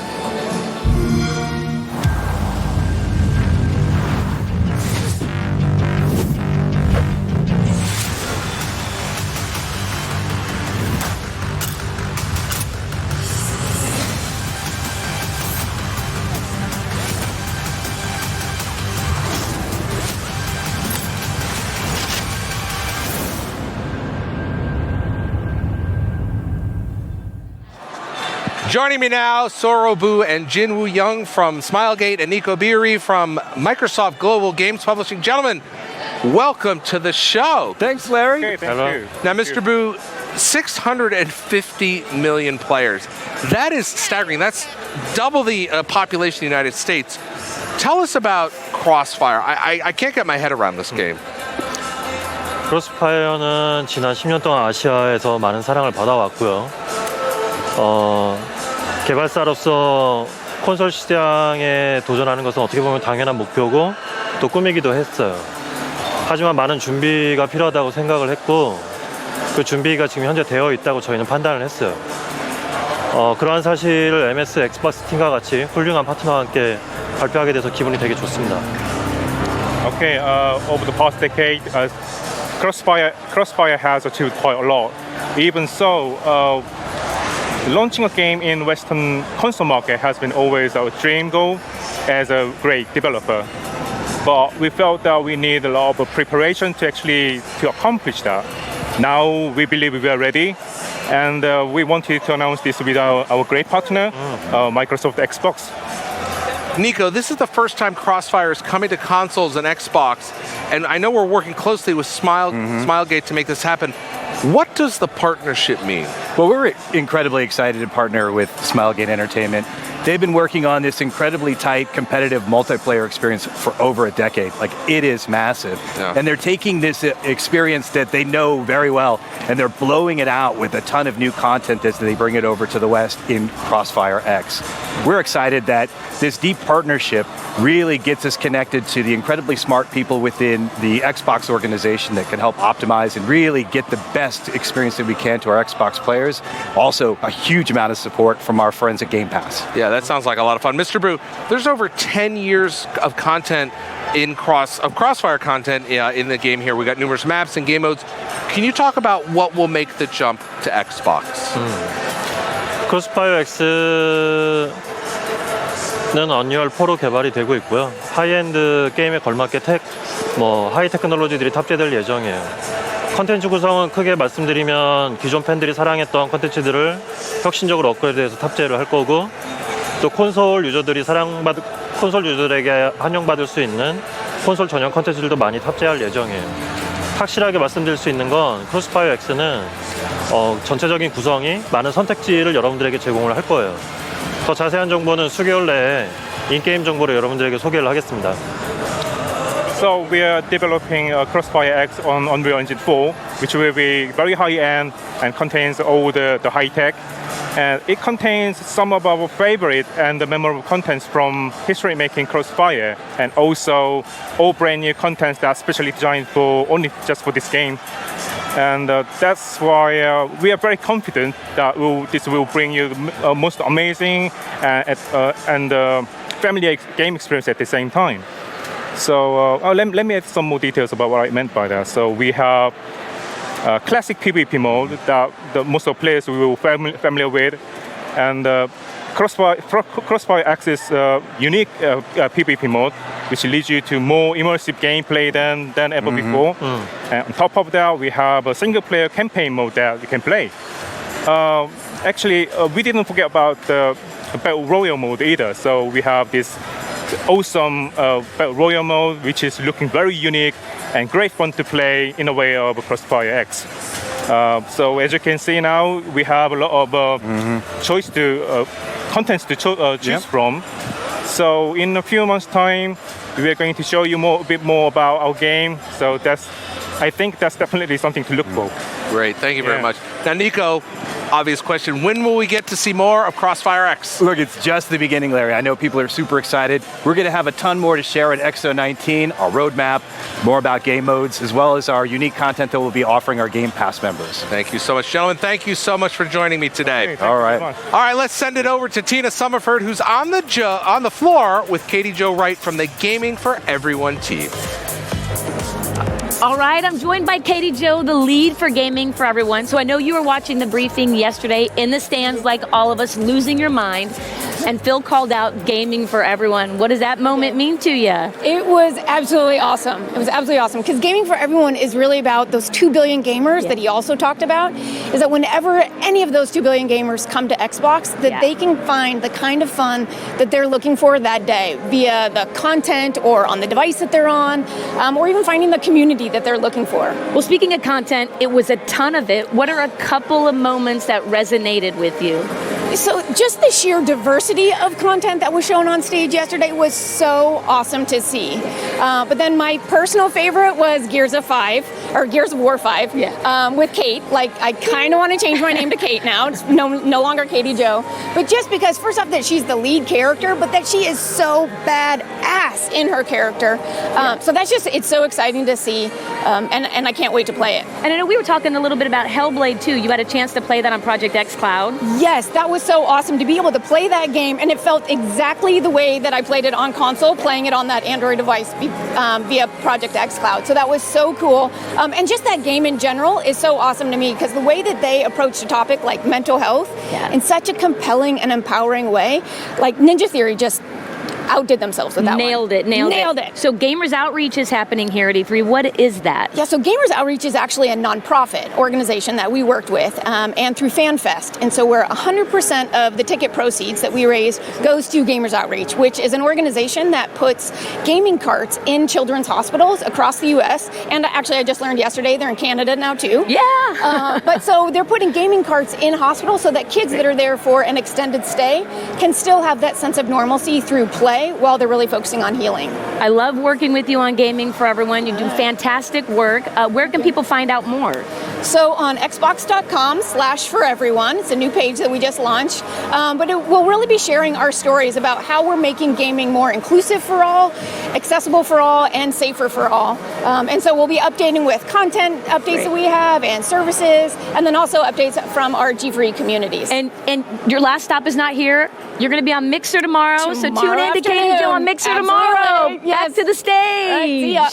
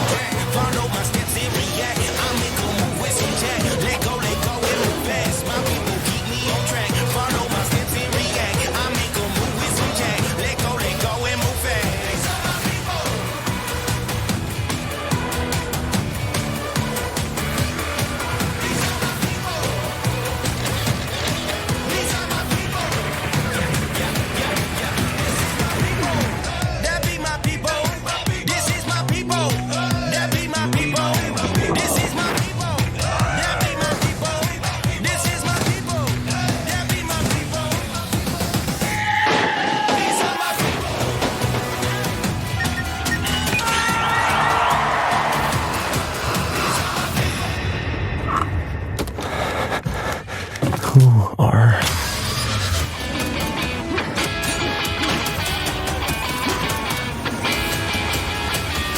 Come take a ride with me, yeah. You know I roll with the best.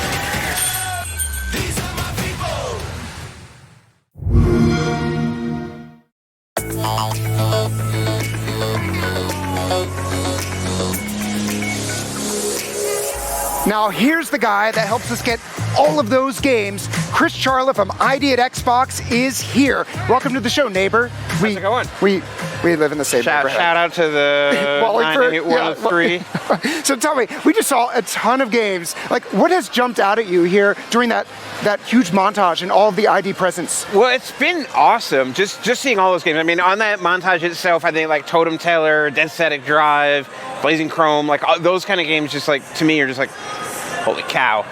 But really all the games that we've shown at the show and other games besides games like Ooblets that are coming to Xbox are just, I have the best job in the world. And the ID at Xbox team, it's obviously not just me. Like, we get to go out and meet with tons and tons of developers all over the world, just look for super cool games and then figure out how to get the world to know about them, whether it's bringing them on stage here at E3 or helping them get into Xbox Game Pass on Xbox and on PC, and it's just been a super fun experience. And I think in the world of ID at Xbox and indie games, it's not just about the variety of types of gameplay, but I feel like year after year, the quality bar goes higher and higher. Like, if you're imagining, oh, this is what an indie game looks like, and then you see Blair Witch, which I gotta say, looks incredibly frightening. Right. It's continually impressive. Yeah, it's amazing. Like, we like both the work that teams are doing and then the work that, honestly, middleware providers are doing, like Game Maker and Unity and Unreal.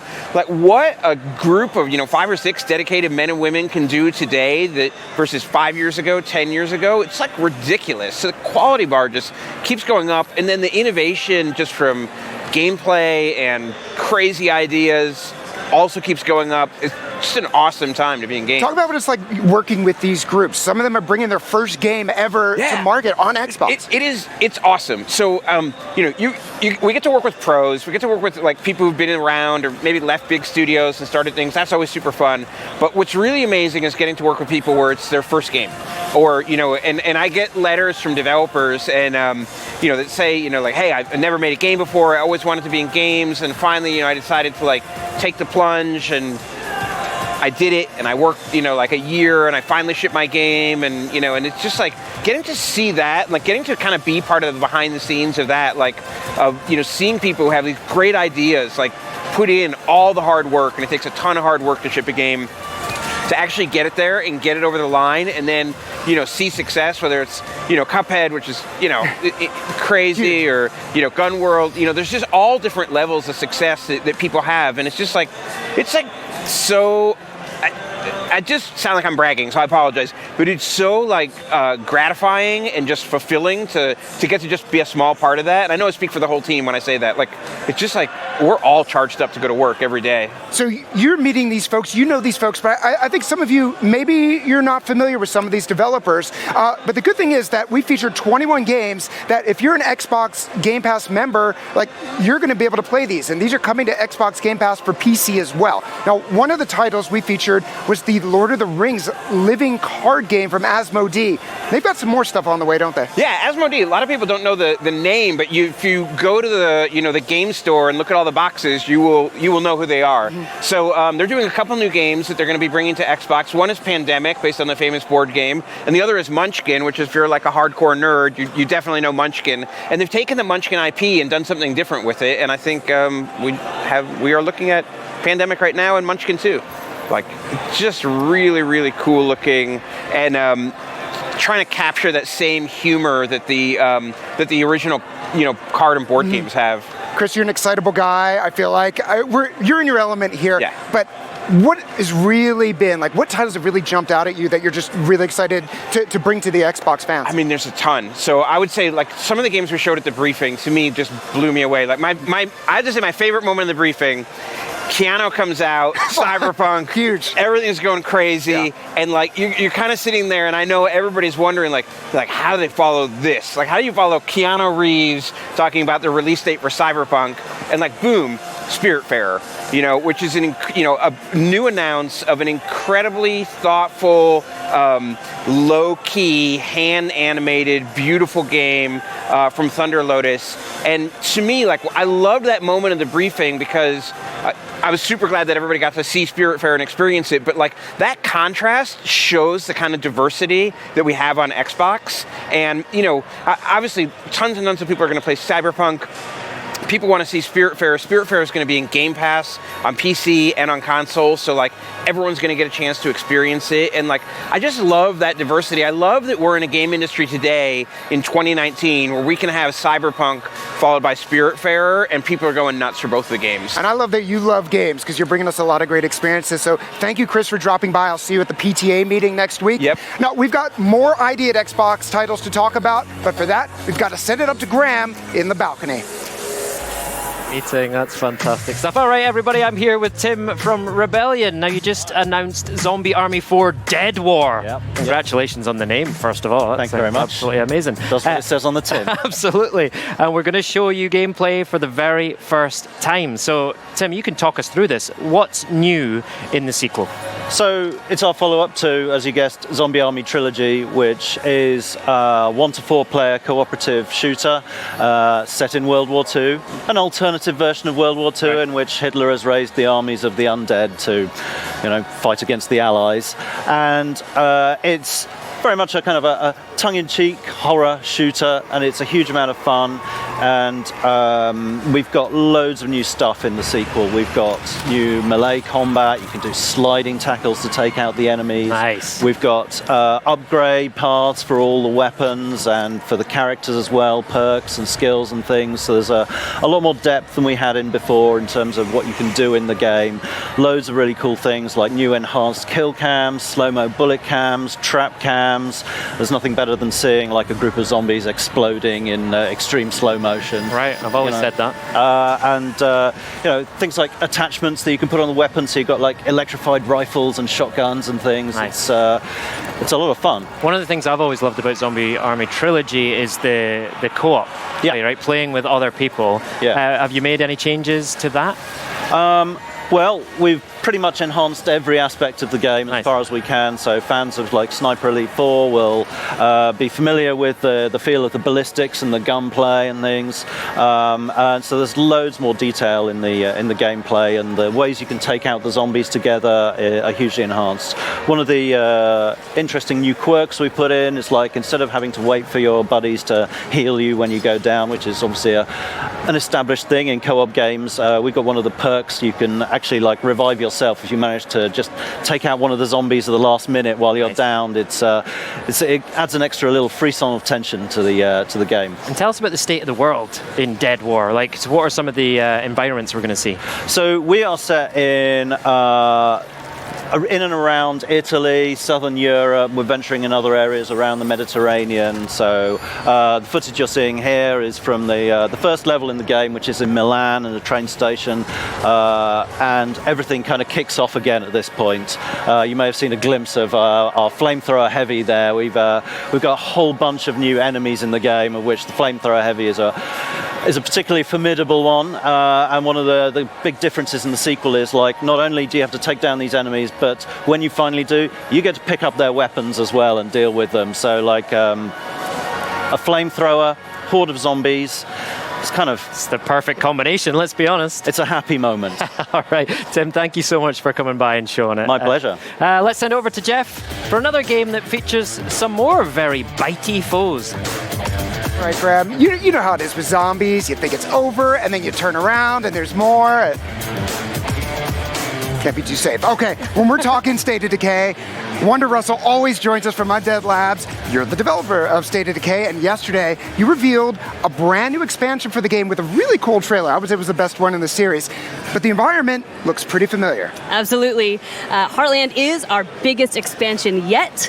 It's an all-new story-driven adventure, and it is set in the iconic location of the original State of Decay, Trumbull Valley. All right, so let's talk about this story stuff, because State of Decay 2 in the main game, there was a lot. You made your own story, is how I would say. Absolutely, yeah, very sandboxy. But here, you've created a narrative, so talk about how that works.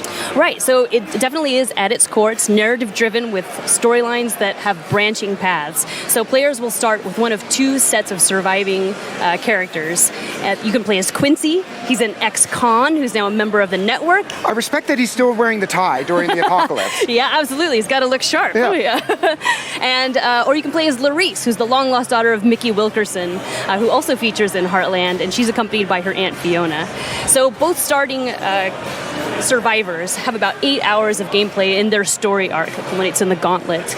And so altogether, players are going to have about 16 hours or more to immerse in Heartland. And, in true, State of Decay fashion, they might not all survive. Your experience might be different than mine. No, actions have consequences. Permadeath is real, and the game will change a little bit based on what survivors live, die, and also, more importantly, who you recruit. So the NPCs in Heartland are really special. They're handcrafted, they're really important, and they come with new traits. You're going to want to get them to build the biggest, most badass base at Jurassic Junction in the whole franchise. All right, so let's talk about Trumbull Valley. Yeah.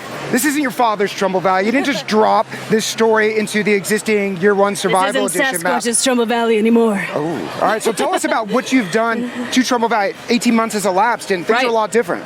Yeah, so the apocalypse, time is up in kind. Things have changed. Yeah. We're going to get a look at what advanced blood plague looks like. It's overrun Trumbull Valley. It's far more aggressive. It's far more deadly. It's dangerous. It's disgusting. It's everything that you want in a zombie horror. And you're going to have to find new ways to battle it, because you're also going to be facing down all new blood plague infected freaks, and they have new attacks. And you're going to have to find all kinds of ways to get through it and survive the gauntlet at the end. All right, you've got me ready to play. How do I play it? You can play now. Like so now? today. After the show, that is. Yeah. Let's just go over. We got 4 stations. We're so excited to get to announce it right here at E3. Announce it with the trailer yesterday. It's included with Xbox Game Pass. Very good. Or $9.99 on Xbox One and Windows 10. So you may already own it. And I think the best part is, if you haven't played the base game State of Decay 2, you can jump directly into this expansion, and it's a completely different game. Yeah, absolutely. It's going to be very accessible for players new to the franchise. Story was like a massive request from our community, and we're really happy with what we've accomplished with Heartland. And I think they'll be happy that you're listening. Wonder, thank you so much for coming by. Thanks for having me. The Heartland expansion for State of Decay 2, as Wonder said, available right now. And right now, let's send it over to Julia and Larry for an important announcement about the future of gamer tags. Yesterday at the briefing, Phil Spencer talked about our mission to reach gamers all around the world and put the players front and center. Today we have news about an update to one thing that we all take pride in: our gamer tags. That's right. Throughout the year, we are going to be expanding our gamer tags to support more character scripts to represent over 200 languages, and the list will keep growing. Your gamer tag can be in your own language. So, say if you're German and you want an umlaut, I hope I'm saying that right, in your gamer tag, that will now be possible. But that's not all. We're also changing the structure of gamer tags based on your feedback. Yes, we know that all the good names are taken, and that is not going to be a problem anymore. That's because we'll open up the floodgates and let you pick any name you like, up to 12 characters long. And if someone else has that gamer tag, Xbox will auto-assign or 3 or 4 digit ID suffix, so everyone's going to know who's who. That suffix will be present, but the focus is on the actual name. We'll be showing off the tag front and center. If you had your eye on a cool gamer tag that was taken, this will be your chance to grab it. We'll add the numbers and take care of the rest. Now, if you like your current gamer tag as is, great. Don't worry about it. You don't have to do a thing and nothing changes. You'll continue to be you. No suffix will be added. If anyone else wants to use the same gamer tag as you, people will always know you are the original. For example, if I see a Major Nelson 345, it's not him. Not me. Uh-uh. Now, if you see Major Nelson followed by numbers, that is not me. But if you see Major Nelson, wipe a squad in Apex, that's this guy. You can't take... Just going to take all the wins here. Right, with this new update, your first change is absolutely free. And if you like your gamer tag the way it is, you don't have to change anything. Think of it like, how account names work on like Steam and Discord or Battle.net. Yeah, it's pretty much exactly the same. Everyone has it this way. Now, you probably have some questions, which is fine. For all the details about when the updates are rolling out, be sure to head over to Xbox Wire at news.xbox.com or hit me up on Twitter at Major Nelson. Back in February, we took you inside Typhoon Studios, a new studio founded by a group of industry veterans that decided to take the bold, exciting and scary step to branch out on their own. Their first project is the colorful sci-fi adventure game Journey to the Savage Planet, which is set to launch on console in early 2020. Typhoon promised they would reveal some gameplay, and that day is finally here. We've got an exclusive world premiere trailer, so let's check it out.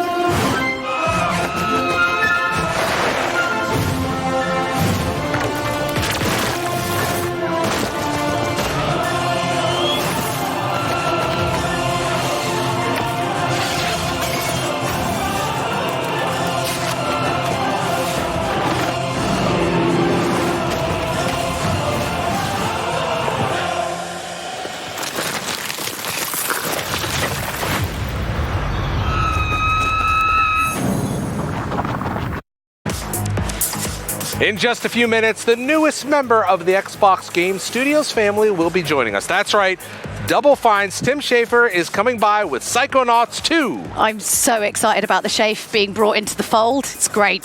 But first, we've got a world premiere trailer for Code Vein. Fans have been waiting, begging, some might even say thirsty, and enjoying other sucky puns like that for the release date of this vampire action RPG from Bandai Namco.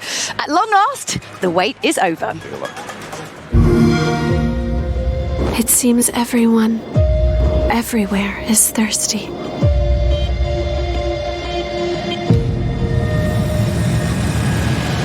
There is a spring that will cure that thirst. One that weeps tears of blood. That's what they said, anyway. The red mist showed up a short time after the Queen was defeated. And when it did, it trapped everyone and everything inside. The truth is, we don't have a lot of hope without you. Revenants need to have blood. Without it, they turn into those creatures we call the Lost.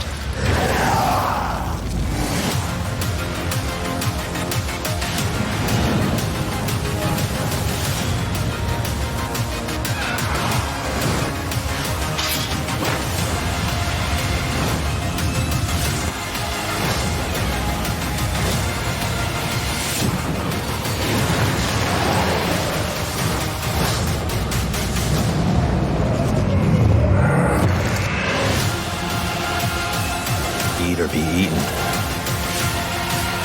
If those are our only two options, I choose to eat.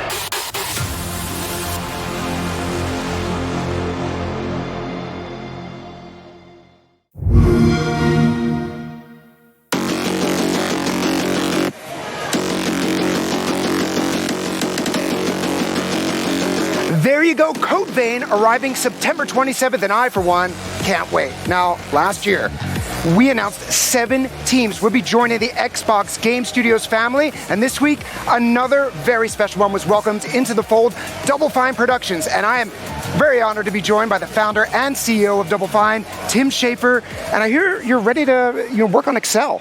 Whatever is needed, we're team players here. That's good. You're going to fit in really well. Now, since it's kind of your first day on the job as part of Xbox Game Studios, I'm helping out with new hire orientation. Great. So I brought your starting paperwork and a Surface laptop. Great. It's actually, I mean, nice. it's really good. Maybe we'll have someone take Place that in for here you. for a blood sample, and it's good. Clippy will call you I'll later just on. fill on that. Skype. I'll fill that in after the interview. Yeah, it'll be great. No now, problem. as one of the OG independent developers, 19 years that you guys have been putting things together, putting games together, I have been hoping you could give us a quick history of Double Fine for those who maybe have been under a rock. Yeah, after I worked at LucasArts for 10 years doing graphic adventures and then started Double Fine in 2000 to make Psychonauts, our very first game, and it was signed with Microsoft. That's how we started the company, was signing a publishing deal with Microsoft. So it's kind of poetic that it's coming around. So the second Microsoft thing we're doing is Psychonauts 2.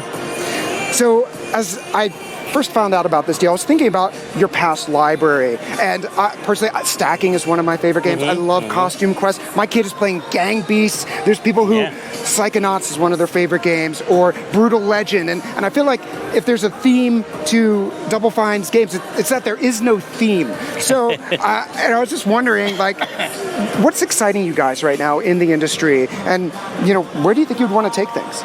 Well, I think the unifying theme across all those is inspiration. Like whatever we get inspired by is what we pursue, and we've been very fortunate to be able to do that. And joining Xbox Game Studios means we'll be able to do that in a much more, to even a greater extent. Just following ideas instead of worrying about deals or chasing any sort of trends or anything like that. We can just think about what makes us really charged up inside. And think about a game like Stacking. That's a very unusual game about Russian dolls. You don't see that too often. Yeah, Lee Petty just thought this would be a cool idea, and we prototyped it. We loved it, and now he's following. He did Headlander and Rad. Rad coming out this year. August 20th, and that's our main thing. Is that I think the most important thing is inspiring creative ideas and following those through. That's cool. So let's talk about Psychonauts 2. People are very excited to see more of it. The game was announced back in 2015. So what's it been like returning to this beloved title? It's really fun because the characters are really alive in my head all the time. You finish a game, you walk away, but you kind of think about them a lot because you spend so much time in their voices. And there were these story elements that we hinted at in the first game about Raz, who is a psychic and an acrobat. His family's all cursed to die in water, and we don't really go into why that was. And in the second game, we get to actually pick that up and explore his family history and explore why his family was cursed to die in water and how that fits into the larger plot of the Psychonauts themselves, the whole organization. So it's bringing a lot of story elements to their full realized form. So there was a VR game called Rhombus of Ruin, which, there's some canon information in here, and Psychonauts 2 picks up from that. So did you include any elements from Rhombus of Ruin's gameplay into Psychonauts 2, which is a very different type of game? Yeah, the story flows from Psychonauts 1, where at the end, the head of the Psychonauts, Truman Zanoto, was kidnapped, and then Rhombus of Ruin, you go and rescue him. But it was meant to be just almost like a backstory for the second game, which is once you've rescued the head of the Psychonauts, he still is acting funny, and you find out there's a mole in the Psychonauts, and you find out that someone is trying to bring an old psychic villain back to life. And there's a lot of this, finding out that this organization, the Psychonauts, international spy organization that uses psychic powers to do powerful works of spy work, is in trouble. And Raz, who has tried to be a member of this organization all his life, now has to help them survive. Okay, and he's it's his first day on the job. He's got a new suit. So what can you tell us about what's working as a Psychonaut like? Well, you work inside. Your office is actually inside people's minds. So Raz can astrally project himself into someone else's consciousness and then see their literal demons and monsters and fight them like they're real things. And so they can also create spaces inside other people's minds to trick them into revealing information because they are spies. So in this case, in this demo that we're showing at E3, the Psychonauts have implanted this office space that looks very sterile to trick one of the employees, or one of the, actually Dr. Lobato, who's a villain in the first game, into revealing who hired him to kidnap Truman Zanotto. And so they create this mental space of an office, and then it starts to fall apart. And because Dr. Lobato's a dentist, it starts to get really dental very quick, and a lot of teeth show up. And you do. Yeah, and hopefully you're not afraid of the dentist, because this level will give you nightmares. I've been putting that off for some time, but we have great dental here at Microsoft, That's so great. you don't need to Thank do you. that. Just gotta fill out that form. Any new psychic moves players are going to get to use? Yeah, well, in this demo, we're bringing back a lot of the original psychic powers like telekinesis, pyrokinesis, and Psyblast. The game will have eventually more new powers, but for the old powers that you might be familiar with, we've enhanced them all and made them work better with each other so you can use them in combat very freely. And there's combat as you fight these demons and nightmares, and you get to switch back and forth between pulling away their weapon with telekinesis and throwing it back at another enemy, and using Psyblast on someone who's flying, and then burning some other enemies. And so they switch back and forth and combo with each other in interesting ways. So as we're waiting now for Psychonauts 2, please dig back into the Double Fine catalog. You'll have Rad later this summer, but there's so much to play. You're going to find a favorite game, and no two are alike. So Tim, I'm glad you're on the team. Thank you so much for coming by, and I'll see you at the company picnic. Awesome. Thanks for company picnic. Yeah. So yesterday's show closed with a Halo Infinite trailer that resurrected Master Chief and brought so many questions. Right now, Graham is with someone that might just be able to answer them. Right, so many questions, but luckily Chris Lee from 343 is here to take us through the Halo Infinite trailer and provide a director's commentary of sorts. So Chris, how are you doing first of all? I'm doing Big day great. yesterday. So excited to be here at E3 and here on Inside Xbox today. Pleasure to have you here. So we're going to talk through the trailer. Let's roll up here. Tell us, what should we be looking for in the Halo Infinite trailer from yesterday? Yeah, one thing that I think is really cool that I see people online that are kind of asking questions about is that was the briefing was the opening sequence for our campaign with Master Chief. Right. So that's in-engine, in our new Slip Space engine, the opening sequence for the game, kind of launching the story of Master Chief. Okay, awesome. Now, one of the questions I had was it opened on this man here, this mysterious pilot. Can you tell us more about who this is? Yeah, we're not talking a lot about the pilot at E3 this year, but he is a new character to the Halo universe, and we're really taking our time to introduce the pilot and bring him in for players in a really careful way where you get to learn about the pilot and emotionally connect with him throughout this piece.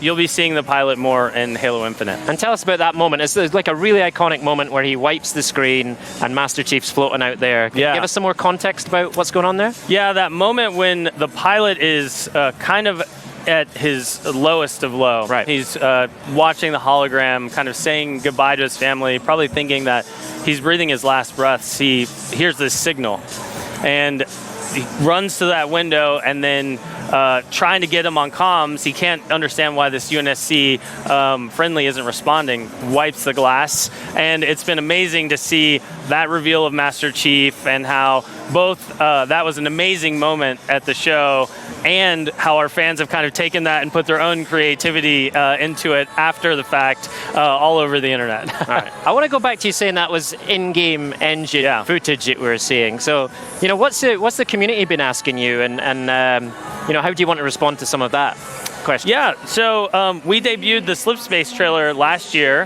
and we built all of that content inside of the Slip Space engine. This year is really important to us to go back and build the opening sequence of the game, and it was really exciting to be able to share that with our fans, all inside the new engine, so they can get a feel for the game and how it will kind of unwrap and show Master Chief's the start of his journey in Halo Infinite. And can you tell us more about the Slip Space engine itself and how that's going to impact Halo Infinite? Yeah, so the Slipspace engine is really this labor of love for 343. We've invested heavily. It's going to be the foundation of our next 10 years of Halo experiences. And it really brings together the most powerful tool set we've ever had to empower a creative team to iterate and create this great experience with the ambition of Halo Infinite, which we couldn't have achieved or realized in our old technology, and then combines that with the promise of all of these platforms. We're shipping on more platforms than we ever have before in the Xbox One family. We're going to PC at launch for the first time. Right. And then, of course, the power of Scarlet. We get to ship in holiday 2020 alongside Scarlet. Excellent. Now, we're just seeing Master Chief's armor here. And I know the GIF I've seen time and time again is when his armor drops down. Talk to us about the design principles and the philosophy behind the way you're going with the armor and everything else you'll see in Infinite. Yeah, the art direction for Halo Infinite that Nicolas Bouvier, our art director, has really kind of honed in. You can really see the core of that on Master Chief. Our art direction is embracing the full legacy of Halo, taking those iconic themes that players know and love, and then bringing them together and evolving them to create something new. So Master Chief is heavily inspired by Halo 3. It has elements of Halo 4 and Halo 5, and even Halo Legends from the extended fiction. We bring that together and create something that's really distinct and new and special for our fans. And that's being applied to the sound design as well, right? I mean, one of the things I noticed was the shield recharge sound. Yeah. Was very reminiscent of Combat Evolved. Is that something you're going after? Absolutely. Music and sound are so central to the identity of Halo. Absolutely. It's really hard to even talk about Halo without hearing the monks when you're talking about it. Marty O'Donnell and Michael Salvatore kind of set that tone and then had this iconic sound design like the shield recharge effect. And we really want to embrace that. And we have brought on board a new music supervisor, Joel Yarger, who is working with Curtis Schweitzer. We charged him with finding this accomplished composer that could take that legacy of Halo music and sound and bring his own creativity and vision. And that is what you got to experience in Discover Hope. We had Curtis compose all of the music for that opening sequence, and we're really excited to share more of their music vision in the future. Great, I can't wait to hear it. One of the things I personally loved about the trailer was it felt very focused, it felt very emotional. You know, you mentioned the moment earlier where the pilot is watching this hologram of, I assume, his wife, and you can hear his child in the background. What was the thinking behind going that direction with the trailer? Yeah, we wanted to really embrace this great storytelling legacy in Halo. And we definitely wanted to be about Master Chief. Master Chief is the center of any of our stories, but we wanted to introduce the pilot and really connect the player to them in a deep way. Our associate creative director, Paul Crocker, is also a writer. And Dan Chozich, our narrative experience director, really wrote and brought this whole opening sequence of the game to life. And one of the great storytelling elements that they've woven into it is kind of reconnecting with some of that feeling you got the first time you stepped on a Halo ring, where there's so much to discover and explore. And we're just really leaning back into that sense of mystery and wonder that Halo has always had. So We're getting close to wrapping up, I'm afraid, but I'm going to sneak in another question. Okay, one more.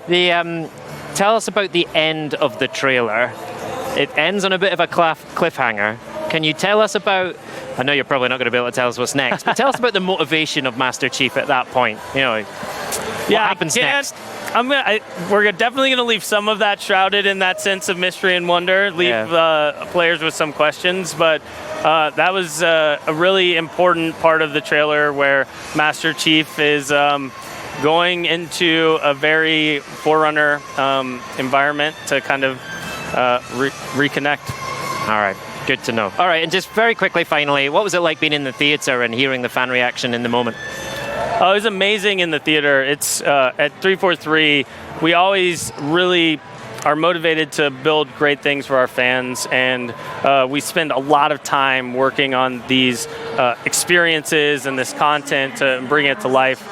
It's just so meaningful to be there and hear people and hear the excitement in the room and get to see that firsthand. It's really an honor to be able to be a part of that. Excellent. Chris, thank you so much. I've got more questions. I'm going to try and fit them in afterwards. Hey, we were talking earlier that there's a really, really amazing blog post on Halo Waypoint. So head over there, read that, and lots more information there. All right, we're almost done here. Oh, it went by so quick. So let's send it over to the team for a look at what's still to come. Yeah. Inside Xbox may be coming to a close, but our E3 coverage has only just begun. In fact, it continues right as soon as we stop talking. They're closing down. I know, but the lights are going to turn off in a minute. Head over to mixer.com/Forza as soon as we're done for the latest Forza monthly stream. You'll get an exclusive look at the Forza Horizon 4 LEGO Speed Champions expansion, and LEGO design lead Chris Stamp will come by. And earlier in the show, we said that by August, there'll be over 100 games coming to Xbox Game Pass for PC. Not true. That's wrong. It's wrong. That's wrong.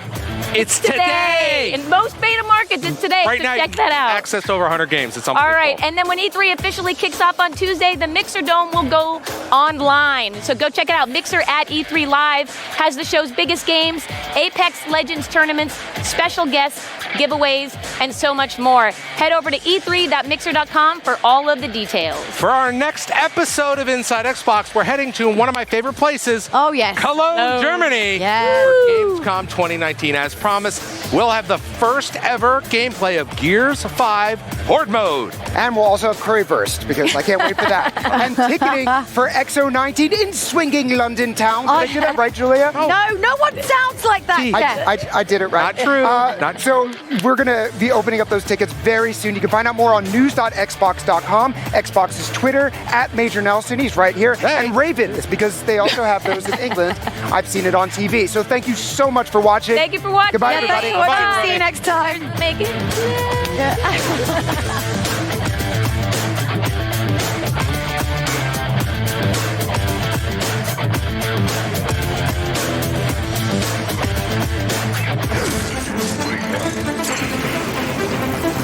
Is it possible that the past and future are colliding?